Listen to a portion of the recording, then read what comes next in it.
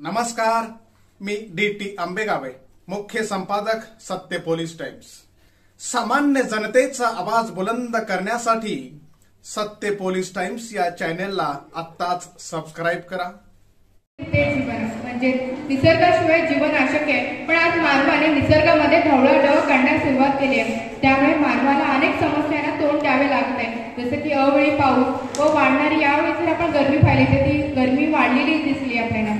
म्हणून एवढं बोलावंसं वाटेल की पर्यावरण नाशेन सर्व जंत वहन पवन दृष्टातम यदि प्रकृती विकृताय, म्हणजे पर्यावरणाच्या नाशामुळे सर्व सजीवांचा नाश होतो व सगळीकडे वातावरण विषारी होते। आपल्या इथे निसर्ग पूजेला विशेष महत्व आहे, जसं की वटपौर्णिमेच्या दिवशी स्त्रिया वाडाची झाडाची पूजा करतात। सध्या स्थितीला वाडाची झाडे शोधावी लागत आहेत। जर आपण एक झाड जरी लावले तरी ते आपल्याच फायद्याचं ठरेल व इतरांना सुद्धा फायदा ठरेल।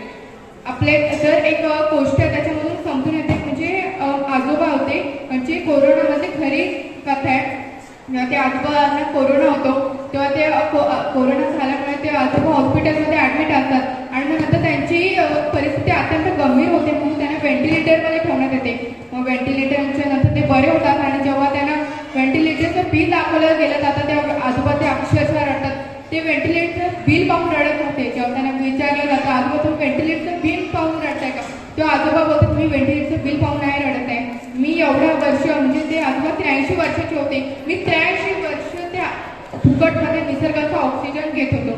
जेव्हा त्या आजोबाचं रडणं पाहून म्हणजे समजू शकतो। आणि कोरोनामध्ये घडलेली खरी कथा आहे, त्याच्यामुळे त्या आजोबांना एवढं भरून आलेलं, मी त्या निसर्गासाठी साधं कृतज्ञ होऊ शकलो, त्या निसर्गासाठी एक साधं मी झाड लावू शकलो नाही। तेव्हा त्या आजोबांना असं बोलताना पाहून तिथे लोकांना सुद्धा त्यांचं समर्थन, एवढ्या वर्ष आम्ही सुद्धा ते फुकटमध्ये ऑक्सिजन घेतोय, म्हणून जोपर्यंत आयुष्य आपलं आहे तोपर्यंत झाडे लावा। ज्या प्रकारे आपल्या निसर्गाला ज्या प्रकारे संबोधन करता येते, जैवविविधतेला संबोधन करता येते, त्या प्रकारे झाडा। आपल्या इथे नागपंचमीच्या दिवशी स्त्रिया नागाची पूजा करतात, पण नागपंचमी केल्याच्या नंतर इतर ठिकाणी कुठेतरी साप आढळले तर त्याला मारलं जातं, असं का? म्हणजे इतर वेळेला त्या सापाला मारायचं ते एका दिवसाच्या निसर्ग पूजेचं कौतुक, असं काय अर्थ?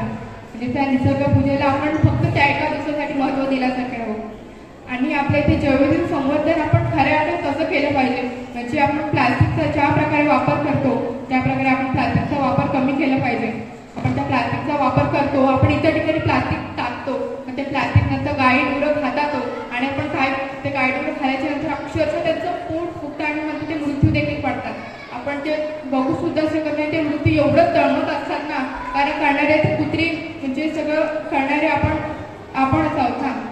त्या प्लास्टिकचा वापर न करता आपण जर कापडी पिशव्यांचा वापर केला ना, काही अर्थाने फक्त आपल्याला प्लास्टिकचा वापर नाही केला तर नुकसान नाही होणार आहे आपला, उलट त्या कापडी पिशव्या वापरणे सुद्धा आपण केलं आपलं पुढची पिढी सुद्धा करेल आणि आपलं बघता बघता बाजूचे शेजारी पाजारी एक हाऊस म्हणून काय होईना, पण बाजूला करतोय ना तर आपण पण करूया, म्हणून या निमित्ताने तरी करते। म्हणून प्लास्टिकचा वापर कमी करता आपण कापडी पिशव्याचा सुद्धा वापर केला पाहिजे। आणि त्या बदली आपण अजून प्रदूषण, आपल्या इथे जर बघितलं प्रदूषणाचं खूप वाढ झाली आणि प्रदूषणाचं वाढ ह्याच्यामुळे झालं, आपण इथे बाजूबाजूला जायला सुद्धा आपण साधं गाडी किंवा स्कूटी वापरतो का, कंटाळा आलाय म्हणून आपण त्याचा वापर करतो, पण त्यामुळे एवढं प्रदूषण कितीही होऊ शकतो, एवढंच प्रदूषण नंतर एवढा मोठा घात करू शकतो, आपण विचार सुद्धा करू शकतो। आपण एवढे ते ज्या प्रकारे संबोधन करतात त्या प्रकारे झाडे लावा, खूप काही गोष्टी आहेत त्यामुळे आपण करू शकतो। आपल्याकडे रविवार भेटतो, आपण रविवारच्या दिवशी आजूबाजूला कुठेही जाऊन आपल्या आजूबाजूला जे प्लास्टिक वगैरे आहे ते पडलेले उचलून आपण त्या निसर्गाचं संवर्धन करू शकतो। आपल्या आजूबाजूचा परिसर सुद्धा स्वच्छ होईल आणि ते दिसायला सुद्धा छान वाटेल।